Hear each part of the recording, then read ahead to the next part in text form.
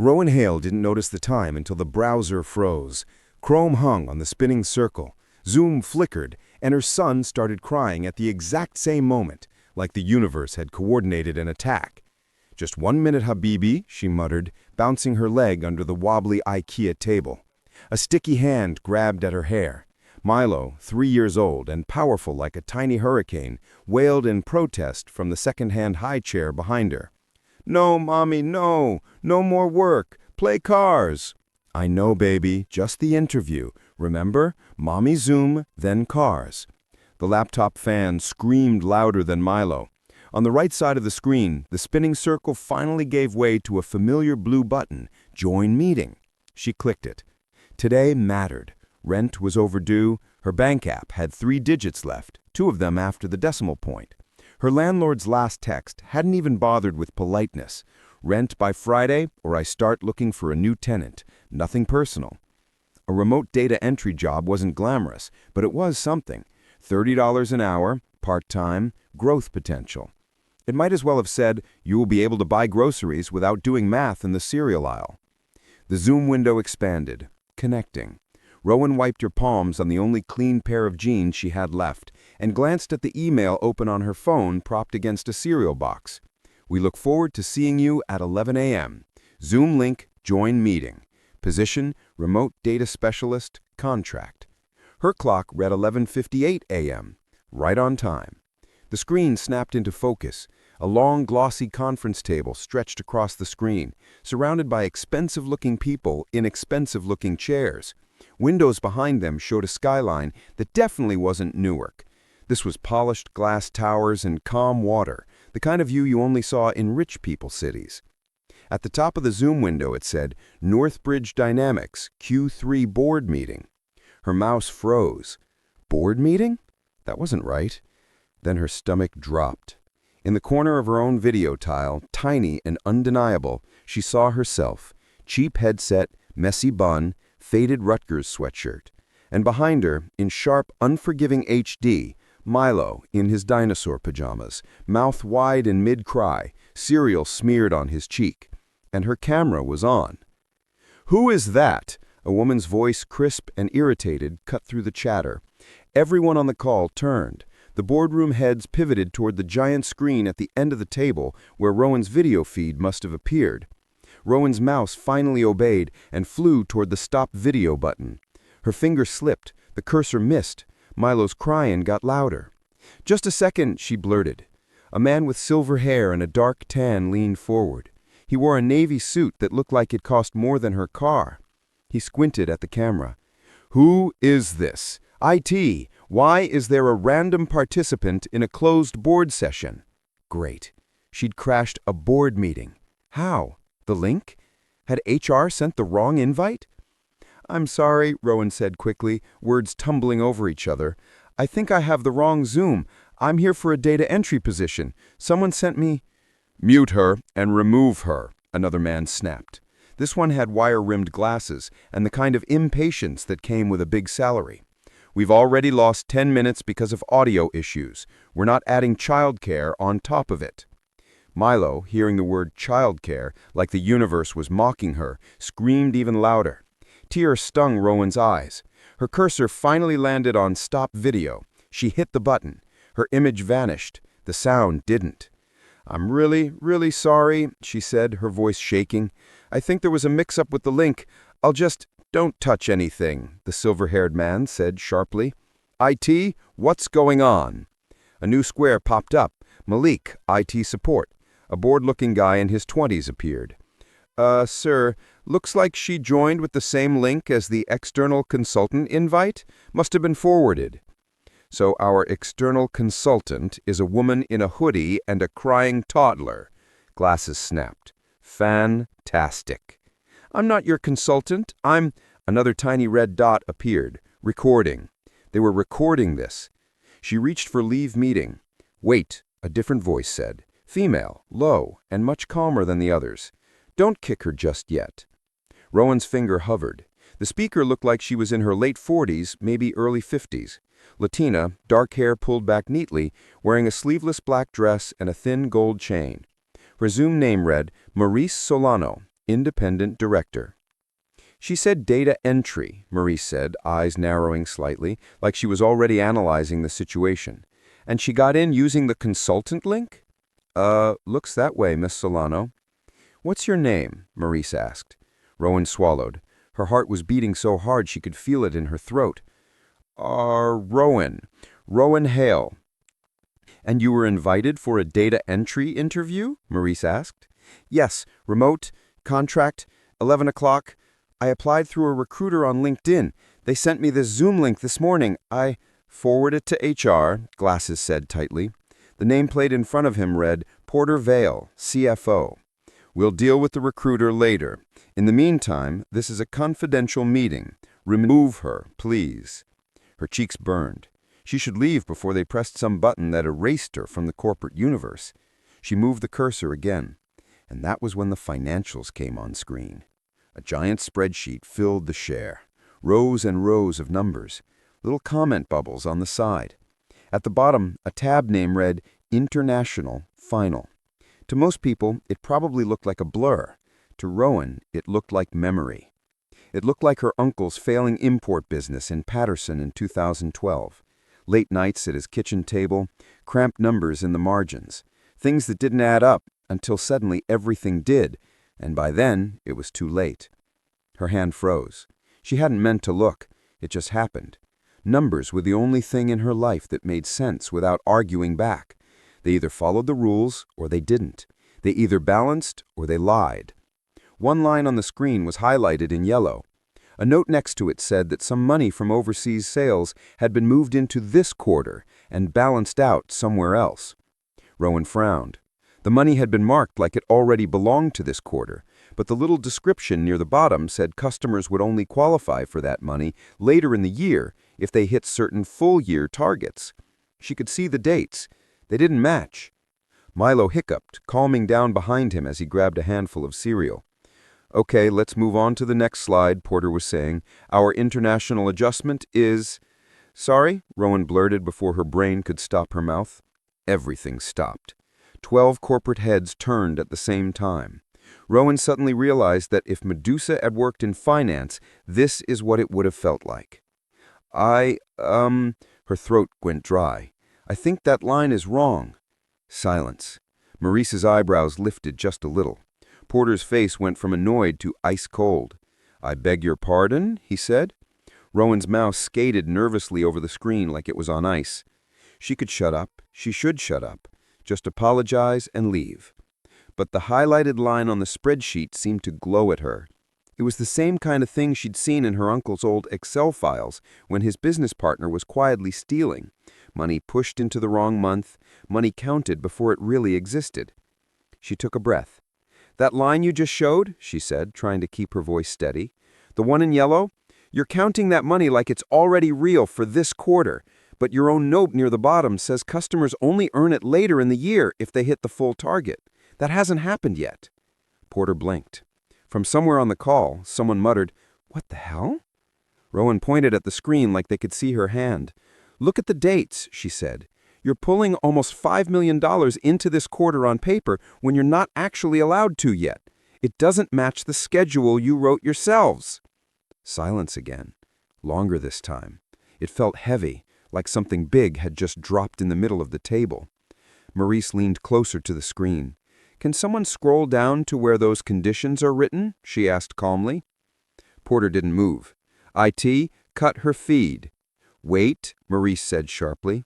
Her tone changed the air.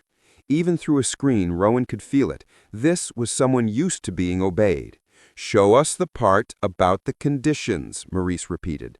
A muscle jumped in Porter's jaw. After a second, the cursor on his shared screen finally moved and scrolled down. Near the bottom, it clearly said that the extra money for those overseas customers would only be paid if they hit their full-year targets. It even mentioned that it could take up to 12 months. Rowan swallowed. There, she said quietly. You're talking about it like it's already guaranteed, but your own writing says it isn't. You can't treat it like finished money in this quarter. There's nothing forcing your customers to reach those targets yet. Maurice's eyes narrowed. One of the older board members, a man with a soft southern accent, cleared his throat. Porter, he said slowly. "Is this how we've been doing things?" Porter's polite mask was starting to crack. "This is entirely appropriate under our revenue recognition policy," he said. "We've been advised by external counsel and our auditors. We're simply matching revenue with expected, not guaranteed," Maurice cut in. "And did we disclose this acceleration explicitly in our risk factors? Because I don't remember that note being there last quarter." "This is beyond the scope of—" "I'm sorry," Rowan said again, suddenly aware she was still there, still intruding. "I really didn't mean to interrupt. It's just, you asked who I was." No one had, technically, but she needed something to cling to. "I used to do bookkeeping for small businesses and my uncle's shop. I'm not a CPA or anything. Numbers stick in my head. They're like, I don't know, a game of I Spy. If the pattern's off, I can't unsee it." Milo, sensing a lull, chose that moment to knock his plastic cup on the floor. It rolled noisily across the cracked linoleum. Rowan flushed. Silver hair, his nameplate read, "David Langley, board chair." Leaned forward. "How much of that spreadsheet did you see?" he asked carefully. "Just that part. Just enough to know someone's pushing numbers into the wrong quarter." Porter was staring at her like she was a bug on the windshield. "That's a serious accusation from someone who wasn't even supposed to be in this meeting." "I'm not accusing anyone," Rowan said quickly. "Just the math." Maurice lifted one hand in a slight calming gesture. "Ms. Hale, would you be willing to stay on this call for a few more minutes?" "What? I really think I'm not supposed to."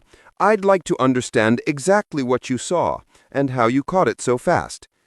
Porter snapped. "This is absurd. She's a random candidate, not an auditor. She shouldn't have been able to see anything in the first place. IT, end her session, now."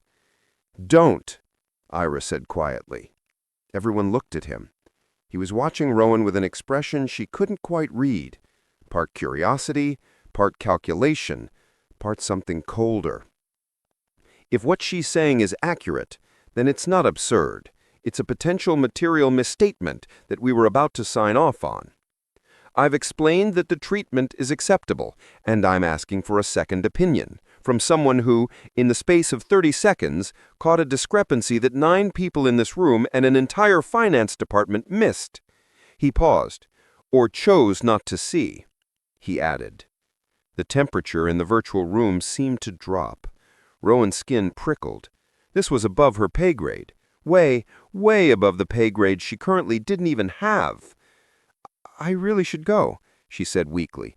"I'm so sorry for barging in. I promise I won't say anything to anyone. I just need to find the right Zoom." "Ms. Hale," Maurice said, ignoring Porter's increasingly murderous expression, "do you have any plans in the next hour?" Rowan almost laughed. Yes, she thought, I was going to heat up half a leftover burrito and pray my landlord forgets what day it is. Out loud, she said, "No, not really."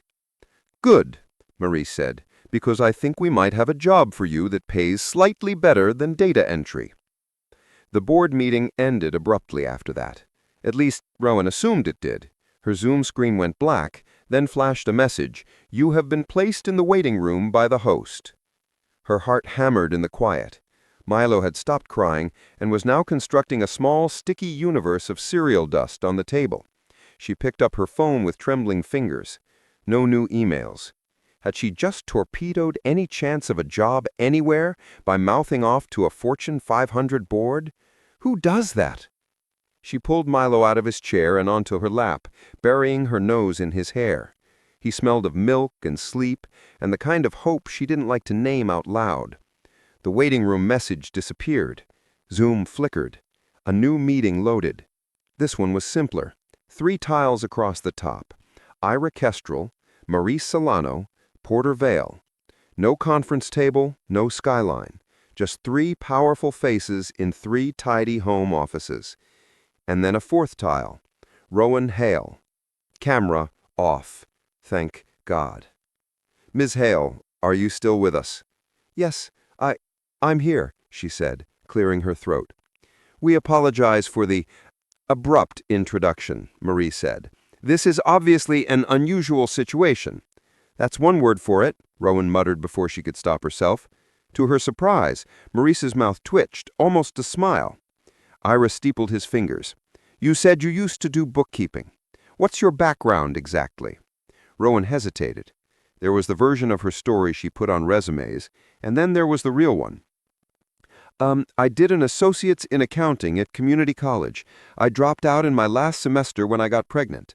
I worked as a bookkeeper for a construction supplier, then for my uncle's import shop, and a few other part-time things.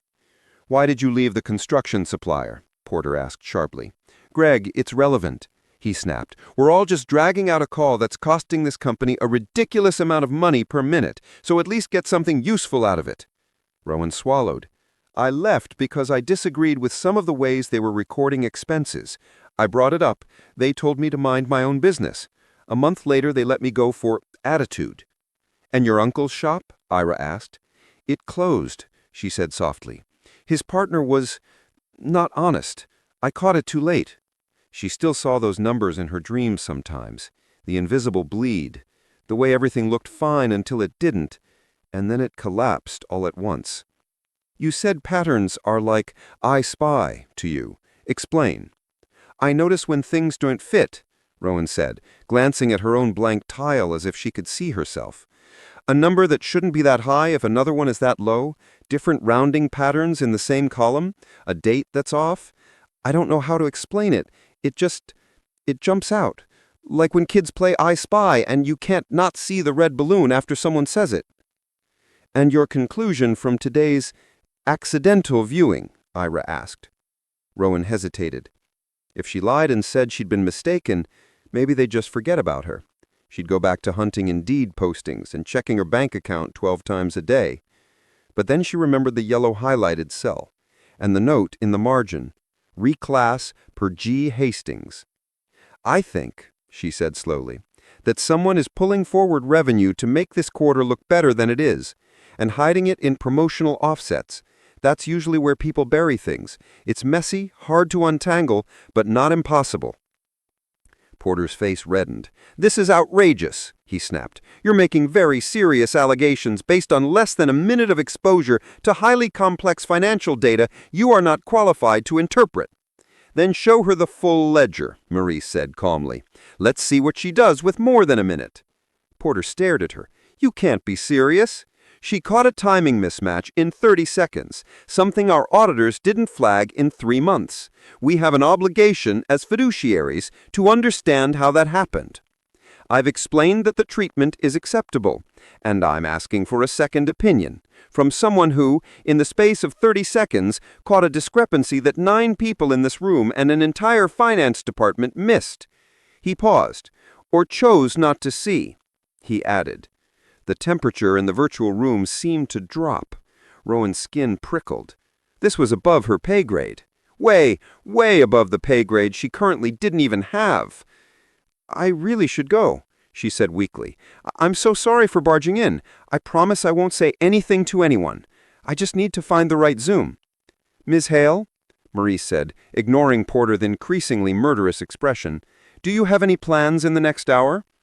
Rowan almost laughed. Yes, she thought. I was going to heat up half a leftover burrito and pray my landlord forgets what day it is. Out loud, she said, No, not really. Good, Marie said, because I think we might have a job for you that pays slightly better than data entry. The board meeting ended abruptly after that. At least, Rowan assumed it did. Her Zoom screen went black, then flashed a message, You have been placed in the waiting room by the host. Her heart hammered in the quiet. Milo had stopped crying and was now constructing a small, sticky universe of cereal dust on the table. She picked up her phone with trembling fingers. No new emails. Had she just torpedoed any chance of a job anywhere by mouthing off to a Fortune 500 board? Who does that? She pulled Milo out of his chair and onto her lap, burying her nose in his hair. He smelled of milk and sleep and the kind of hope she didn't like to name out loud. The waiting room message disappeared. Zoom flickered. A new meeting loaded. This one was simpler. 3 tiles across the top. Ira Kestrel, Maurice Solano, Porter Vale. No conference table, no skyline. Just 3 powerful faces in 3 tidy home offices. And then a 4th tile. Rowan Hale. Camera off. Thank God. Miss Hale, are you still with us? Yes, I'm here, she said, clearing her throat. We apologize for the abrupt introduction, Maurice said. This is obviously an unusual situation. That's one word for it, Rowan muttered before she could stop herself. To her surprise, Maurice's mouth twitched, almost a smile. Ira steepled his fingers. You said you used to do bookkeeping. What's your background exactly? Rowan hesitated. There was the version of her story she put on resumes, and then there was the real one. I did an associate's in accounting at community college. I dropped out in my last semester when I got pregnant. I worked as a bookkeeper for a construction supplier, then for my uncle's import shop, and a few other part-time things. Why did you leave the construction supplier? Porter asked sharply. Greg, it's relevant, he snapped. We're all just dragging out a call that's costing this company a ridiculous amount of money per minute, so at least get something useful out of it. Rowan swallowed. I left because I disagreed with some of the ways they were recording expenses, she said carefully. I brought it up. They told me to mind my own business. A month later, they let me go for attitude. And your uncle's shop? Ira asked. It closed, she said softly. His partner was not honest. I caught it too late. She still saw those numbers in her dreams sometimes. The invisible bleed. The way everything looked fine until it didn't, and then it collapsed all at once. You said patterns are like I Spy to you? Maris said. Explain. I noticed when things don't fit, Rowan said, glancing at her own blank tile as if she could see herself.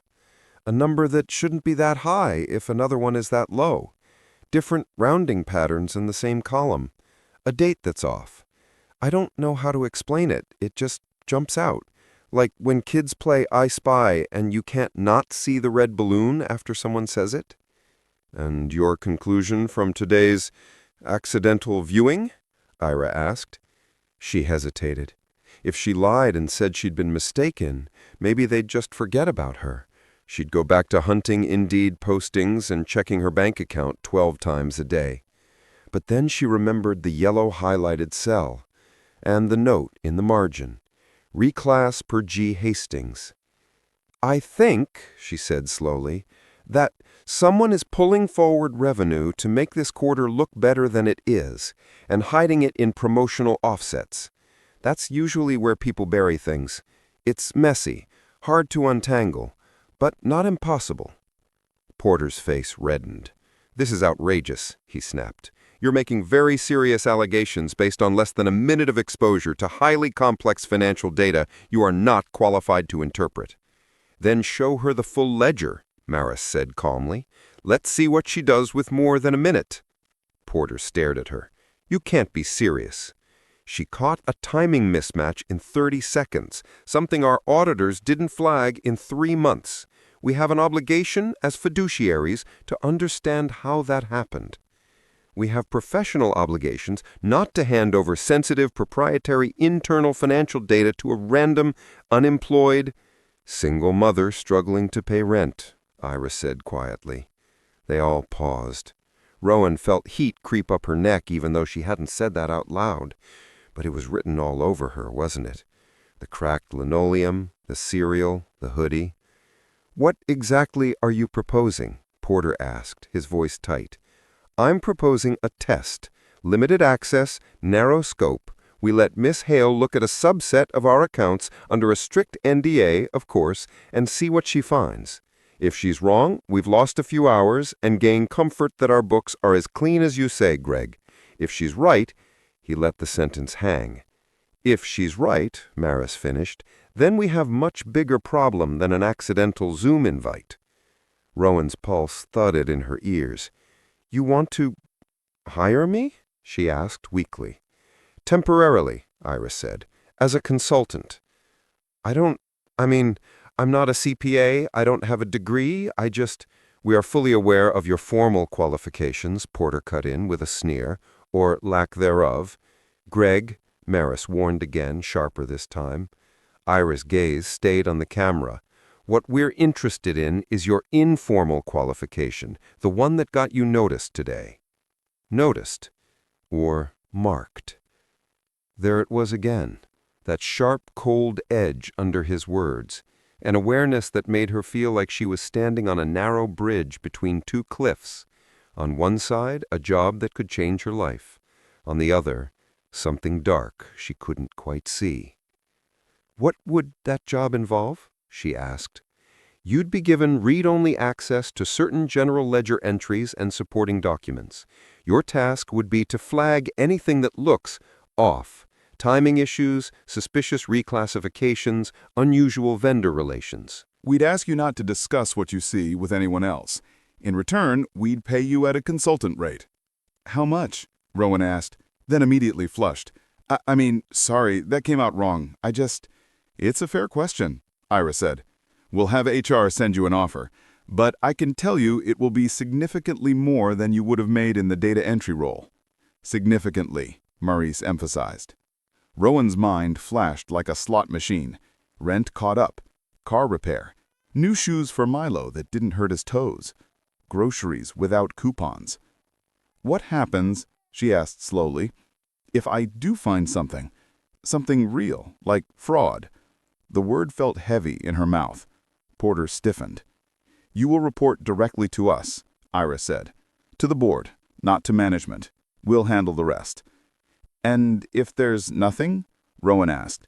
If it's all just clever accounting? Then we'll thank you, Maurice said, pay you, and you'll probably have a very compelling story for your next interview. Accidentally joined a board meeting, got hired, company confirms squeaky clean books. People will love it. And if I say no? Rowan asked. Ira's eyes cooled slightly. Then we all pretend this morning never happened, he said, for everyone's sake. The unspoken part hung in the air, including yours. Rowan thought of the spreadsheet, the yellow cell, reclass per G. Hastings. She thought of her uncle's shop, of the night she'd stayed up until 4 a.m. tracing numbers backwards through a laboriously color-coded file, realization dawning like a slow bruise. She also thought of Milo, now sliding off her lap to chase a Cheerio that had rolled onto the floor. Her phone buzzed, a text from her landlord.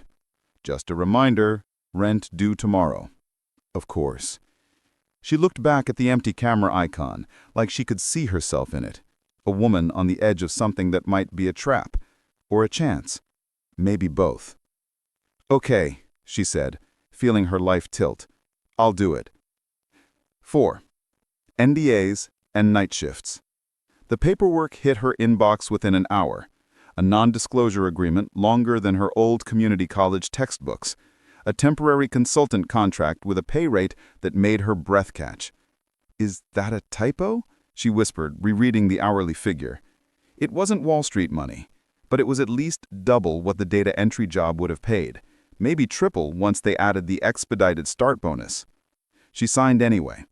A part of her whispered that no one paid this much money for nothing, that people like Porter didn't agree to hand over the keys to their kingdom without a plan.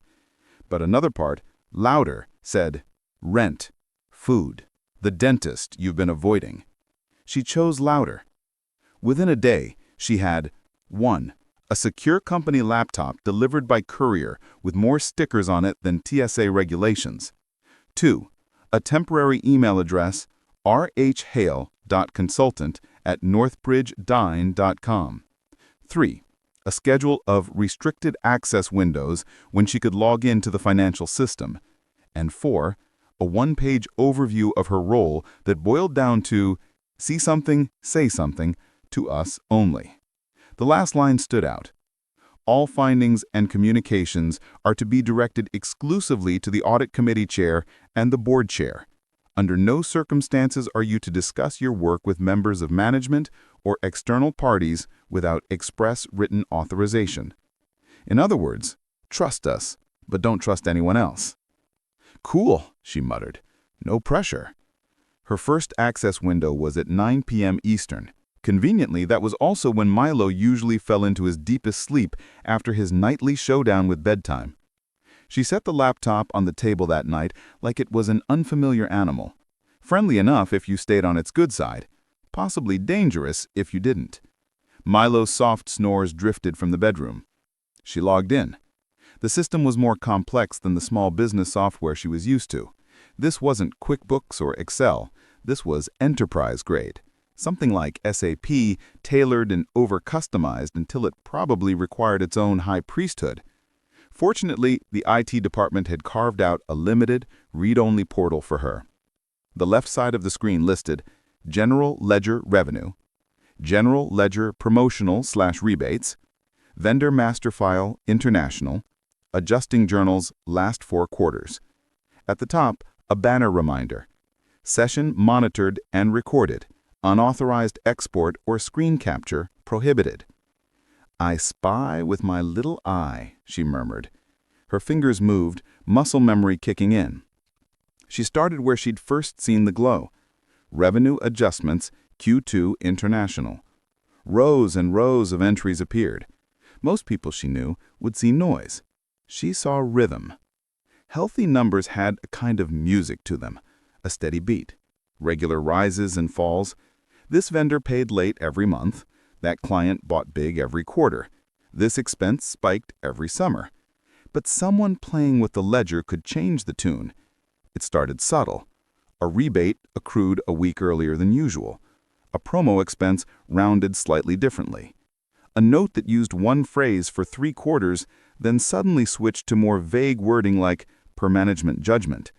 Rowan clicked into a journal entry flagged ADJ per GH. There it was again. The initials. G. Hastings. The entry description read, "Reclassify international rebate accrual to align with updated forecast. See attached." She opened the attachment. A PDF popped up. A forecast adjustment memo. The language was dense, heavy with phrases like probable economic benefit and substantive performance obligation. But between all the jargon, it was basically saying, "We think this will happen, so we're going to act like it already did." Rowan's gut clenched. She'd seen this logic before, in smaller stakes, with men who smelled like cold coffee and cigarettes instead of cologne in boardrooms. But it was the same move, money they wanted to pretend they already had. She created a new notebook, the paper kind, bought in a 3-pack at the dollar store. At the top she wrote, "I spy, Northbridge." Below it, she started listing patterns. Entries labeled ADJ per GH, often tied to international promotions.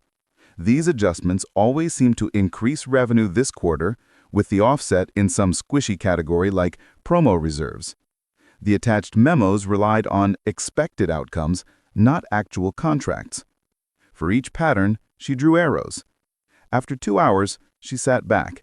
She'd only scratched the surface, but something was already very clear. This wasn't just creative accounting.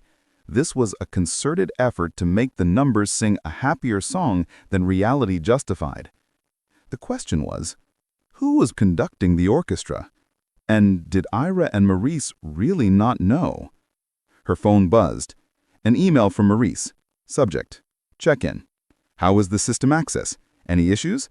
No need for a full report yet, just confirming you're up and running. -EC.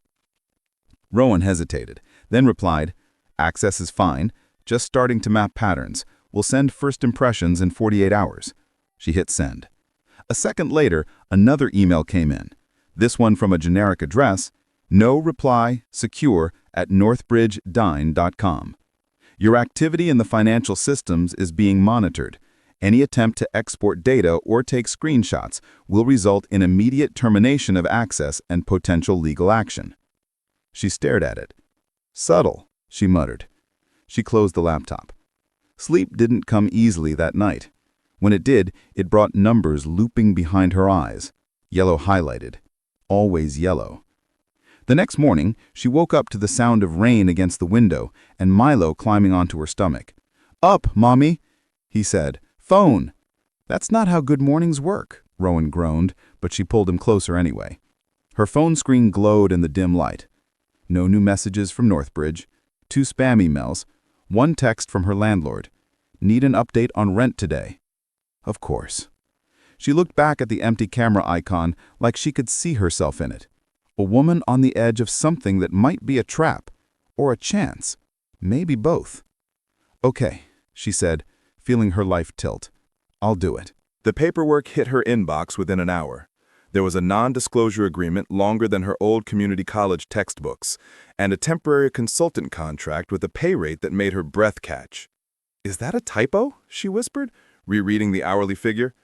It wasn't Wall Street money, but it was at least double what the data entry job would have paid, maybe even triple once they added the expedited start bonus. She signed anyway. A part of her whispered that no one paid this much money for nothing, that people like Porter didn't agree to hand over the keys to their kingdom without a plan.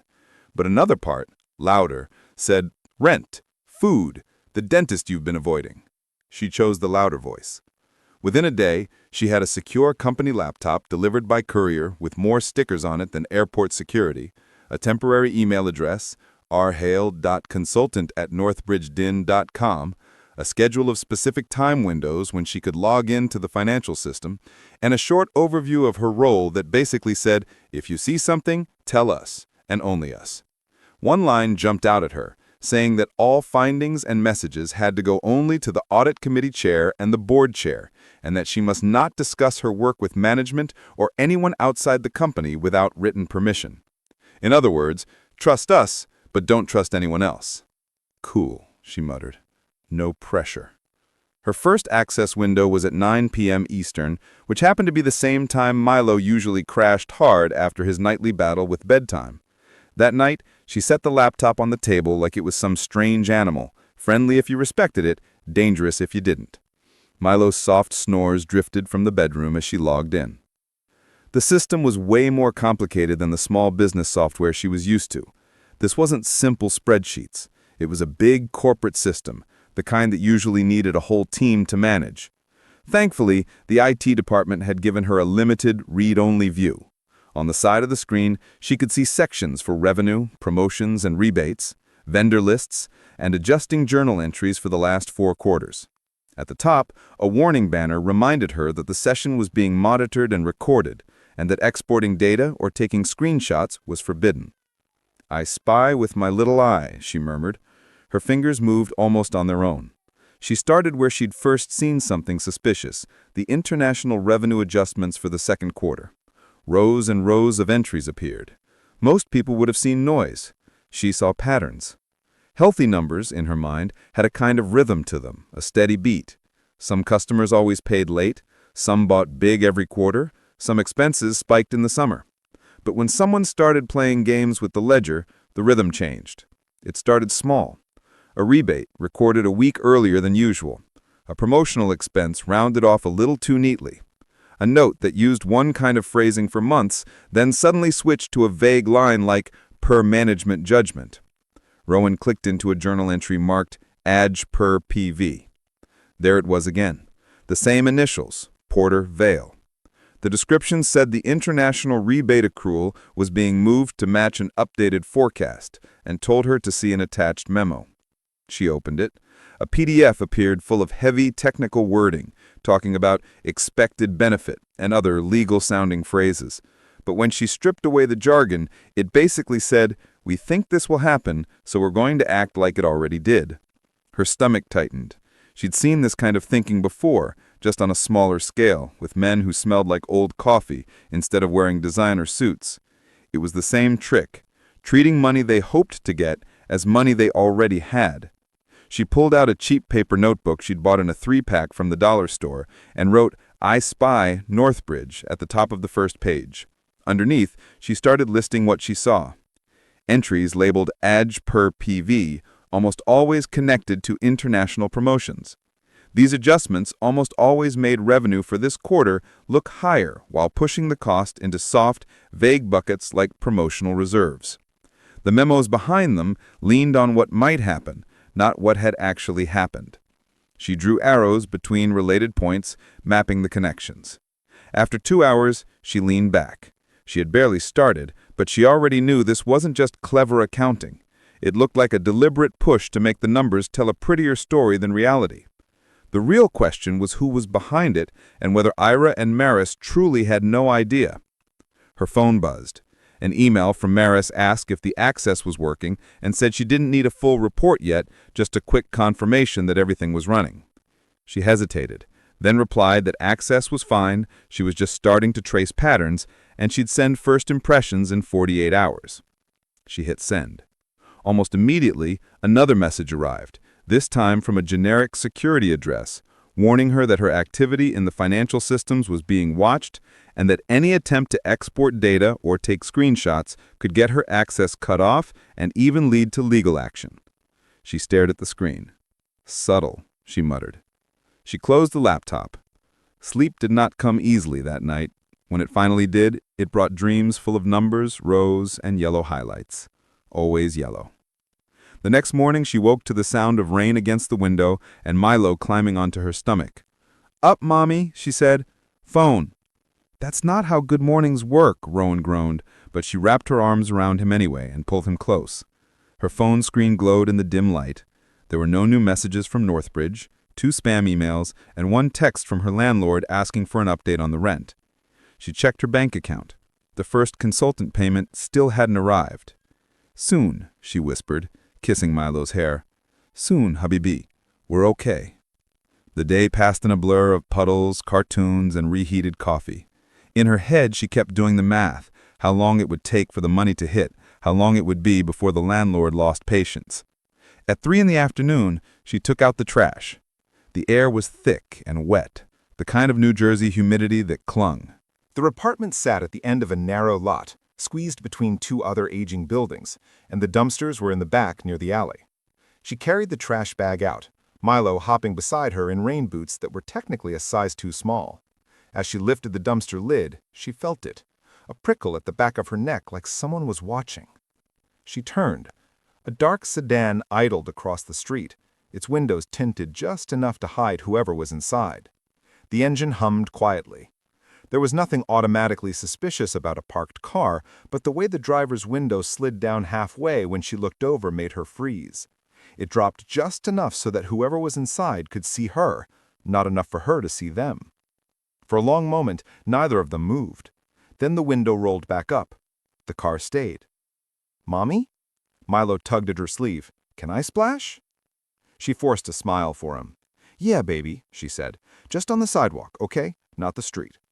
She dumped the trash and walked back toward their door, trying hard not to look like she was rushing. By the time she slipped inside and peeked through the blinds, the car was gone. Her second night in the system confirmed what the first had only hinted at. This wasn't just one odd adjustment, it was a pattern, and it went back at least 3 years. She added new sections to her notebook. In one, she wrote about vendors that didn't seem to exist. Using her own old laptop, not the company one, she typed the addresses from the vendor master file into online maps and found that at least 2 marketing agencies Northbridge was paying were nothing more than a UPS mailbox and a residential building in Miami known mostly for short-term party rentals. In another section, she wrote about the round number problem. In her experience, real expenses rarely landed exactly on neat amounts like $500,000 or $2 million. Real life included taxes, fees, and messy exchange rates. But a suspicious number of promotional true-up entries in Northbridge's books landed on very clean numbers, as if someone had said, "We need $2 million more this quarter," and the ledger had obediently produced it. In a third section, she noted that the internal memos attached to these adjustments, supposedly written by different regional finance managers, all sounded the same. They used the same favorite phrases, made the same typos, and even repeated the same misplaced comma. Someone was clearly drafting them from one central place, and that someone's trail kept circling back to Porter. Finally, she put together her first report and sent it to Maris and Ira. She kept the tone steady and formal, describing what she was seeing as recurrent adjustments that increased current quarter revenue while hiding the effect in promotional reserves, not as, "This is sketchy as hell," even though that's how it felt. About an hour later, replies came in. Maris wrote that the work was extremely helpful, told her to keep going, warned her not to discuss anything with anyone else, and said they would set a check-in for the next day. Ira wrote that he understood, asked her to proceed quietly, and thanked her for her careful work. Porter said nothing. That night, she tucked Milo into bed, waited until his breathing settled into slow, even waves, and then opened the Northbridge laptop again. A new banner flashed across the login screen, saying that her session was being recorded for quality and compliance purposes. She rolled her eyes and muttered, "I spy with my little eye. Someone getting nervous." Then she went deeper. The more she dug, the clearer the pattern became. This wasn't just about smoothing out a bumpy quarter, it was about keeping certain numbers from ever dipping below important lines that triggered executive bonuses and kept their lenders calm. If revenue dropped too far, banks might start asking tough questions. The stock price might slide, and the board might stop nodding along and start demanding answers. So instead, they'd smoothed the drops under a thick rug of timing differences. The rug was starting to look very lumpy. At 11:47 p.m., while she was tracing a particularly twisted chain of entries, a small chat window popped up in the corner of her screen. It was a secure company chat, and she hadn't even realized this laptop had it. The sender line said it was from Porter. "Working late?" he wrote. She answered that she was just following the access window she'd been given. He replied that being thorough could be a good thing or not, depending on how it was used. Her pulse picked up. She typed back that she was only doing what the board had asked her to do. Porter responded that the board asked for a lot of things it didn't really understand, and this was why management existed. She stared at that for a moment. Then he continued, telling her he was sure this opportunity meant a lot to her, a fresh start, decent money, and it would be a shame if things got complicated. A faint chill ran through her. She thought of the dark car by the dumpsters. She thought of how heavy the NDA had felt when she signed it. She told him that she didn't understand what he was implying. Porter wrote that he wasn't implying anything, he was stating it clearly. She'd been given access to sensitive information she wasn't trained to interpret, and if she started making wild claims based on incomplete understanding, she wouldn't just risk her contract. He said they would use every legal tool they had, claims of breach, defamation, even unauthorized access if they needed, and that the process would not be pleasant for her. She swallowed hard, fingers hovering over the keys, then answered that she wasn't making accusations, just identifying patterns like they had asked her to do. He told her to keep her observations narrow, and reminded her that some people at the company had a lot more to lose than she did, which made them very motivated. Then he ended with, "Good night, Miss Hale." The chat went quiet. The clock in the corner of her screen ticked over to 11:50 p.m. Rowan stared at the laptop for a long time, then slowly closed the chat window. In her notebook, under a section she had labeled Risks, she wrote that Porter knew exactly what she was doing and was scared enough to start pushing back. Under that, she added another line to herself. Back up the evidence offline. The company's warning banner said she wasn't allowed to export files. Fine. She had other methods. She realized the trick was to separate the machines. The Northbridge laptop belonged to them. It was monitored and recorded and kept track of every move she made. Her own old, slightly cracked laptop still belonged to her. Every time she saw something in their system that made the hairs on her arms stand up, she wrote down the entry ID, the date, the dollar amount, and any unique details in her paper notebook. Later, on her personal laptop, she searched public records, vendor addresses, corporate registrations, and news stories from countries where Northbridge did business. It was slow, and she didn't have a team or fancy tools, just late-night internet and a sleeping child in the other room. But a picture slowly came into focus. She circled the name of a company in her notebook. Elmaris Global Promotions Limited. It was supposed to be a marketing agency in a small Caribbean country, and every quarter huge promotional fees were wired to it.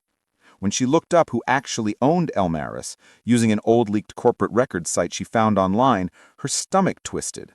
One of the owners shared an address with another shell company in Miami, the same building she'd already seen tied to one of the fake vendors. Another owner's name felt strangely familiar. She flipped back to her notes until she spotted it on one internal memo CC line. G. Vale, C. Ree. She searched for C. Ree Northbridge and got nothing. Then she tried Christopher Ree Finance Consultant and found a consulting firm that specialized in earnings optimization. Their case study sounded a lot like slick, cleaned-up versions of the tricks she'd seen ruin her uncle's shop. In one older article, she found a photo from a ribbon-cutting ceremony, Ira Kestrel shaking hands with a sharp-looking man in a tailored suit. The caption said that Northbridge's CEO, Ira, was welcoming a new strategic advisor, Christopher Ree, to help unlock shareholder value. The man next to Ira looked familiar in a way that made her skin crawl. It took her a moment to realize why. The jawline, the hair, the way he held himself. It could have been the same man she'd glimpsed behind the lowered car window outside her building. Could have been, she reminded herself. Fear could fill in a lot of blanks. Still, she took a photo of the article with her phone and saved it. She was becoming the kind of person who photographed everything and trusted no one, and that realization made her feel a little sick. You wanted a mystery, she told herself. You got one. At 1 in the morning, her phone buzzed again. A new email came in from an anonymous address with the subject, "Stop." The message said she didn't know what she was getting into, told her to take the money, close the laptop, and walk away. No name, no way to trace it easily. She stared at it for a long time, then forwarded it to Maris with a note saying she wasn't sure if it was related, but it didn't feel like a coincidence. Before she hit send, she added one more line. "For what it's worth, I'm not walking away." Then she sent it. After that, she decided to back up her notes. She used her phone to photograph every page of her notebook, saved the images, and copied them to a cheap USB drive she'd bought earlier that day. If they took away her access, they wouldn't erase her memory. The Emergency Audit Committee meeting took place on a Thursday. She knew it was serious before she even joined, because the subject line of the email was enough to make her heart pound. Emergency session, potential irregularities. The invite marked her presence as optional, but she clicked in anyway. This time the Zoom screen showed faces instead of a big conference table. Maris, looking more tired than usual with her glasses low on her nose. Ira, his jaw tight. 3 other board members Rowan recognized from the earlier meeting. And Porter, looking controlled but cold. Maris thanked everyone for coming on such short notice and reminded them that for the past week, they'd been doing a limited review of certain international revenue and promotional entries with the help of Miss Hale. A few board members glanced toward Rowan's small square on the screen. She'd left her camera off, but her name was still there. Maris said that based on the early findings, she believed the company might have serious risk related to how they'd been recognizing those rebates and promotions. Porter repeated the word risk in a flat tone and said that was a generous way to describe what he called creative hindsight. He insisted that they had simply used judgment in a complicated area and that it was not fraud. One of the older directors murmured that it might not be fraud now, but it would certainly look like it if someone else told the story first. Another asked who exactly they were afraid would tell it, pointing out that the auditors had signed off and outside lawyers had approved the wording. Were they really worried about a random contractor going to the press? Rowan felt those words like a slap, even though they weren't pointed directly at her. Maris's eyes sharpened, and she said she was more worried about regulators than reporters, reminding everyone that in recent years, regulators had been paying a lot of attention to revenue recognition tricks. If they saw a pattern of pulling revenue forward without clear disclosure, things could get ugly fast. Porter said they shouldn't overreact and that they were only talking about timing differences that would reverse within a year, insisting that no one had actually lost money and that they had simply smoothed out volatility. Maris repeated the word smoothing and asked if he meant smoothing through companies like L. Maris Global Promotions, a shell agency with no real staff and owners tied to their own consultant side businesses. The silence after that was different, heavier. Ira broke it by saying that everyone there had a chance to review Rowan's materials, and that whatever they chose to call it, smoothing, misjudgment, or something worse, the fact remained. If this pattern became public without their explanation, it would look like cooked books. One director dryly asked what sort of context they planned to add, something like, "We only cook them a little?" Maris turned to Rowan and asked her to unmute. Rowan's hands shook slightly as she did.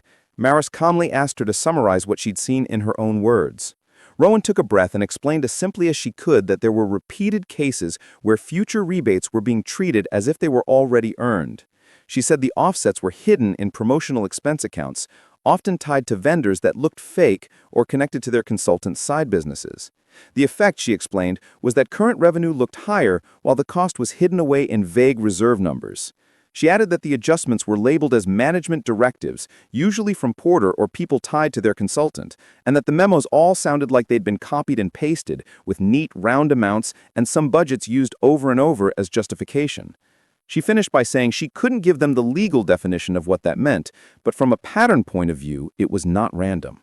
One of the women on the board, with gray streaks in her hair, asked if Rowan was sure she wasn't misunderstanding something, reminding her she didn't have a full accounting team behind her. Rowan said she was sure of what she'd seen, and that while her uncle's shop had been tiny compared to Northbridge, the game had been the same. Move things around, make the top line look good until the bottom fell out. Porter joked bitterly that relying on stories about a family bodega to judge a public company was cute, and pointed out that her uncle's store was not a complex corporation. Rowan agreed the scale was different, but said math didn't care about scale. 2 plus 2 was still 4, even if you typed it in a fancier font. Maris almost smiled at that. Ira cut back in and asked Porter to explain, in plain language, why these patterns existed. Porter talked smoothly about volatile international markets, currency swings, changing rules, and unpredictable customers. He said forecasting was as much an art as a science, and that their programs and rebates were tools to manage the ups and downs, insisting that every adjustment had been made with honest belief in the company's performance. Maris repeated the phrase honest belief, and then asked if that was why some of the vendors seemed to be controlled by the consultant's friends, including one that shared an address with a company Porter had personally invested in. Porter's jaw tightened as he insisted they were real marketing outfits and that you couldn't say they weren't just because they didn't have big flashy websites. Maris answered that they didn't need websites, they needed proof of real work, employees, operations, something more than a mailbox. Porter snapped that they were veering close to slandering business partners based on incomplete online digging done by a contractor who'd stumbled into a meeting she didn't belong in. Rowan flinched at that. Maris's eyes sharpened again, and she asked what Porter suggested they do instead. Ignore it all, sign their quarterly report like nothing happened, and hope no one ever asked why their international promotional reserves were a black box? Porter didn't say yes, but the silence between his words felt like he wanted to. Out loud, he said they should bring in a real outside firm to review the entries and not rely on the impressions of someone with no formal credentials who, in his view, had a motivation to make her findings as dramatic as possible. Rowan couldn't help herself and asked what he meant by motivation. Porter pointed out that she was being paid and said the more dramatic her notes were, the longer the process would drag out and the more hours she could bill. She stared at her own dark little video square, messy hair, old hoodie, nothing like the polished consultants he was used to. She said quietly that her pay didn't change whether this took a week or 3, and that honestly the more dramatic it got, the more she worried about her safety, not her invoice. Ira asked what exactly she meant by safety. Rowan hesitated, wondering if talking about the car and the anonymous email would make her sound paranoid. Then she remembered the half-open window in the sedan, the threatening anonymous message, and Porter's late-night hints. She said that since she started this work, she'd had at least one unsettled experience with a strange car sitting outside for a long time, an anonymous email telling her to stop, and a chat that hinted at legal threats if she said too much.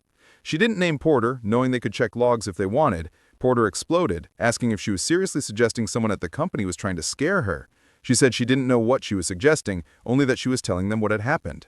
One of the directors with gray hair looked at Maris and said that if regulators ever decided to dig into this, they wouldn't only look at the numbers, they'd look at how the company treated the person who raised the alarm, whether they protected her or tried to shut her up. The silence that followed felt thick and electric, like the air before a thunderstorm. Ira rubbed his forehead and finally said that they needed a plan. He said they would first stop all new promotional and rebate adjustments until they understood what was going on, and that nothing labeled as a management directive would be allowed without special approval. Second, he said they would bring in an outside forensic accounting firm, truly independent this time, to review Rowan's findings and carry the work further. Third, he said their consultant, Ree, would be suspended while the investigation ran its course, and then he looked straight at the camera and told Porter they were putting him on administrative leave as well.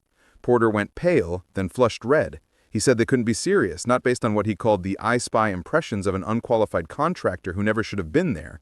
Ira answered that it was based on the fact that Porter's name was on almost every suspicious entry, and that they couldn't have a CFO in place who might influence records or people if there was even a hint of wrongdoing. Porter snapped that he wouldn't be made the fall guy, and that if he went down, he wouldn't go alone. The threat hung in the air like a raised knife. One director dryly asked if that was a confession. Maris told Porter she suggested he talk to a lawyer, and reminded him that the meeting was recorded. Porter's eyes flicked back to Rowan's tile, and he said quietly that if she thought they would protect her, she was wrong, that once everything blew up, she'd be nothing more than a mistake with a target on her. Rowan's throat tightened because he might be right. But then she thought of Milo sleeping in the next room and the kind of world she wanted him to see, one where someone said no, this is wrong, even if it costs them. She said she hadn't asked for any of this, that she'd only been trying to get a basic job answering emails and filling cells, but if seeing this mess meant she was responsible for speaking up, then she'd live with being a footnote. Better that, she said, than being a partner in the lie. Maris's eyes met hers through the camera, and for the first time Rowan saw something like respect there, not just calculation. Ira told Porter that effective immediately he was on paid leave and that HR and legal would handle the details. A second later, Porter's square vanished from the screen as if someone had clicked Remove Participant. The weeks that followed were a blur. The forensic accountants arrived with mountains of spreadsheets and tough questions, and they wanted everything Rowan had: her notes, her diagrams, even her messy arrows. For the first time in her working life, someone called what she'd done excellent investigative work.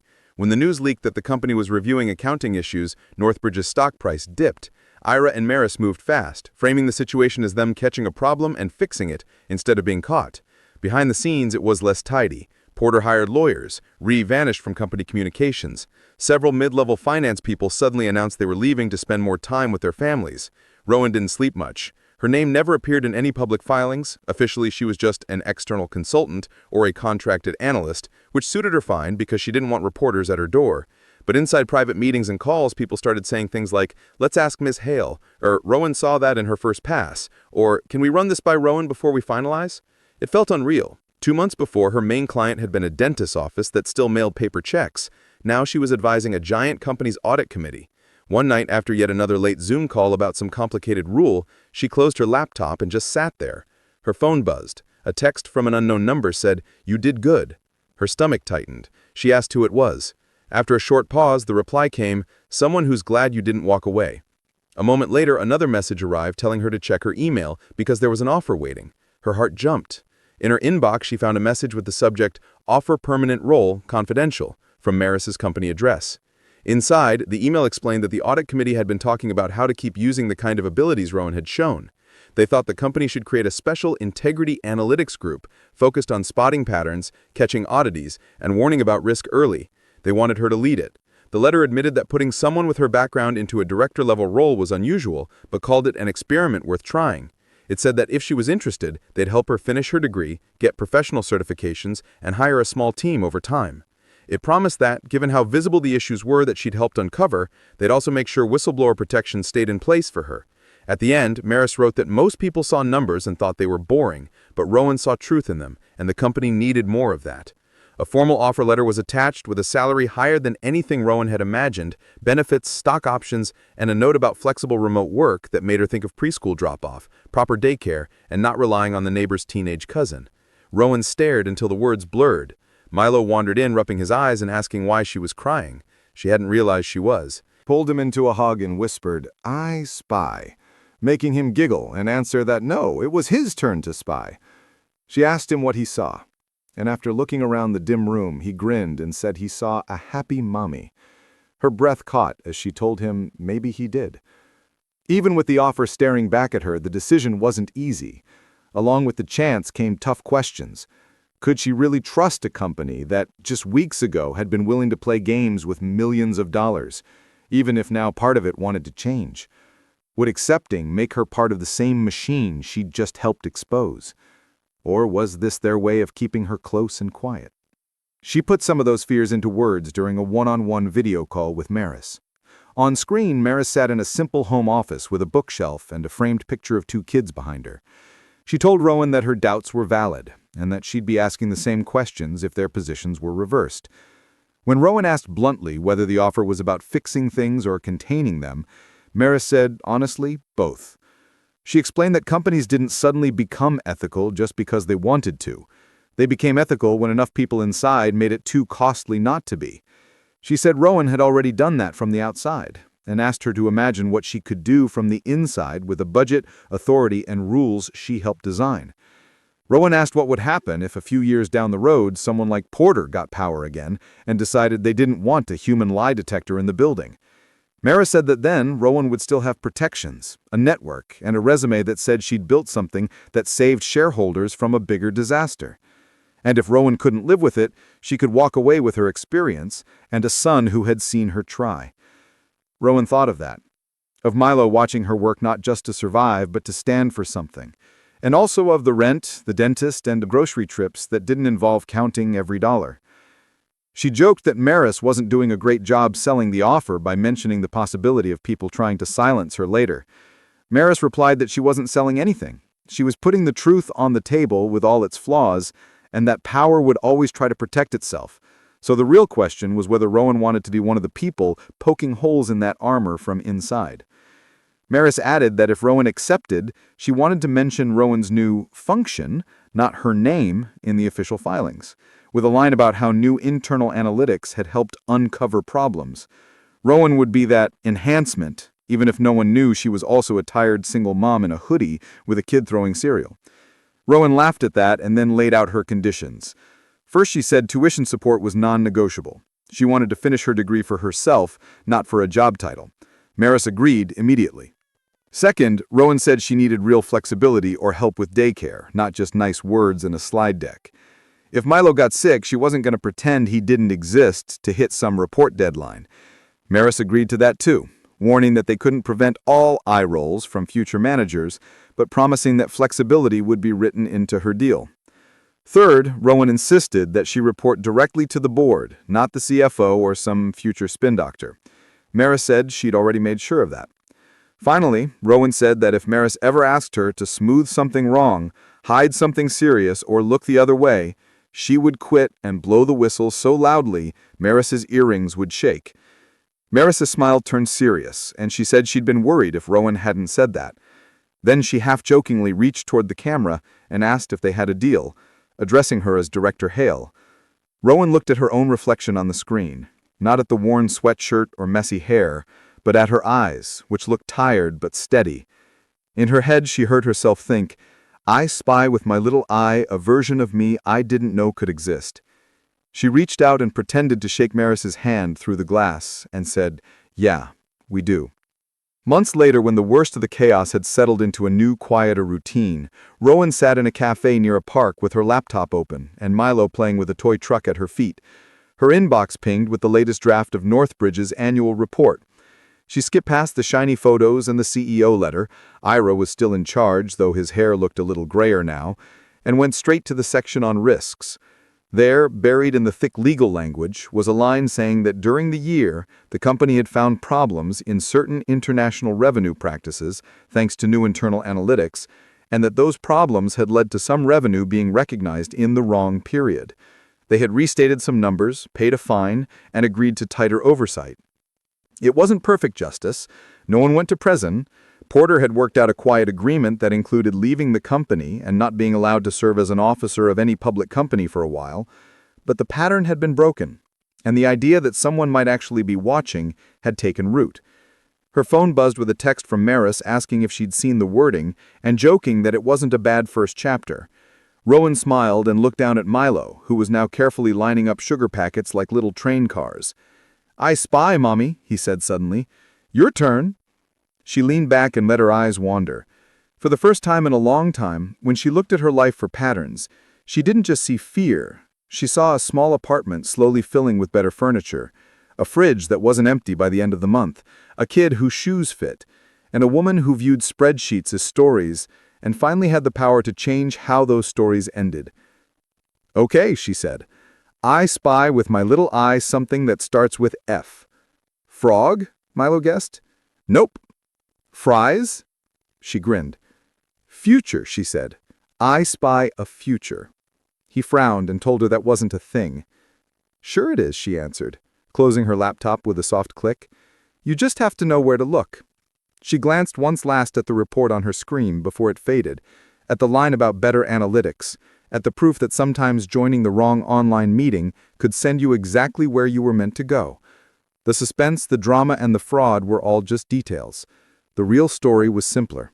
One woman, one kid, one wrong Zoom link, and a game of I Spy that changed everything.